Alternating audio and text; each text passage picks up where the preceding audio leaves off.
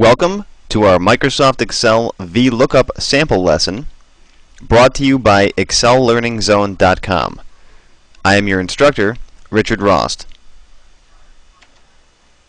In this sample lesson, we are going to learn about the Vlookup function. The purpose of this sample lesson is to give you a feel for how easy it is to learn with our tutorials. After trying this lesson, we hope that you will consider purchasing one of our full-length video courses and/or ebooks. Vlookup is used to look up a value from a different location in your workbook. For example, if you want to look up a student's grade, or a sales tax rate, or a commission percentage, these are all different values that you can look up in your spreadsheets. We'll show you how a Vlookup statement works in just a moment. We cover Vlookup in much more depth in our Excel 202 course that you can get from our website at ExcelLearningZone.com. Now here I am in Microsoft Excel. I've set up a real simple student gradebook to track students' grades. I've got a list of students here, their scores, and I want to be able to give them a grade, A, B, C, D, or F. As you can see, this student here already has been given a grade of B. Now down below, I've set up a lookup table, and this is nothing more than just a list of numbers that I've typed in over here and the accompanying letter grades. For example, a 0 will get you an F. A 65 or higher will get you a D. A 70, a C, and so on. 80 is a B, and 90 is an A. And what the Vlookup function will do, it'll say, okay, here's the score, here's the grade I want to look up, there's the lookup table right there, so bring back this value and stick it here. Once you understand how the Vlookup function works, it's really quite simple to do. Now I've already typed in 1 right here. There's the Vlookup function for this particular student. Now as you can see, the Vlookup function takes 3 bits of information. If you're familiar with other functions like sum or average, you know they usually take 1 bit of information, a range of cells to form a sum on, for example.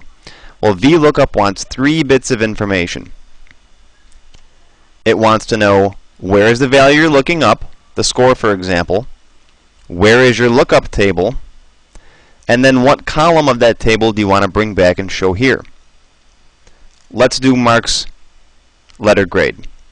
I'll start off by typing in equals Vlookup. Open parentheses. Now the little helper comes up here. It says lookup value. What value do you want to look up? Well, I want to look up the student's grade, which is right here. I'll just click on B3 and it puts B3 in the cell. Comma. The next thing it wants to know is the table array. In other words, where is your lookup table? Well, my lookup table is right here. I'm going to highlight it with the mouse. And notice as I highlight it with the mouse, it sticks the range into the formula. It's got A9 colon B13. I didn't include this little header up top here. That's just for me and you. Alright. Comma. Col index num. What does that mean? Well, Vlookup wants to know which column of this little table do you want to bring back and display. We could have more than one column down here. We could have some text over here that describes what a C is or what a B is, but we want to bring back this second column right here. Here's the first column, and here's the second column, the letters. So I want column 2, so I'll type in a 2. I'm going to close my parentheses at this point and press enter. And there we go. As we can see, Mark got an A. Alright, let's do the same thing down here for Sue. Equals Vlookup. As you can see, Excel doesn't care whether it's upper or lowercase.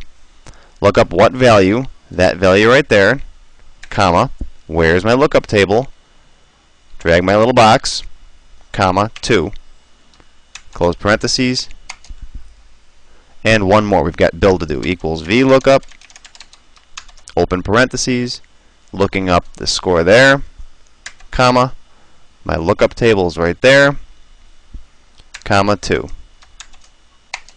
and Bill got an F. Now this lookup table doesn't have to be here. You could put it on a different sheet if you want, if you know how to work with multiple sheets.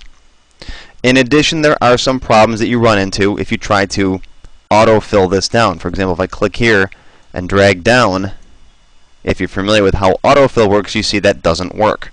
There are some problems, so I'll undo that. And we cover these problems in our full Excel course. But hopefully this has given you enough insight to know what the VLOOKUP is good for and briefly how to use it. Again, we cover all the different semantics of how it works in our course, but I hope this tutorial has been helpful for you. So once again, we cover VLOOKUP in more depth in Excel 202, and you can find the full course outline and all the topics that we cover in all of our classes on our website at excellearningzone.com. We hope you've enjoyed this free tutorial. If you have any questions, please contact us via our website at excellearningzone.com/contact. Also, be sure to get on our mailing list for updates to our website, including new free tutorials. We're always putting new free tutorials like this on our website. Go to excellearningzone.com/mailing to get on our mailing list. This lesson is copyright 2005 by excellearningzone.com. All rights reserved. No portion of this course may be reproduced, copied, edited, or otherwise distributed without the express written permission of excellearningzone.com.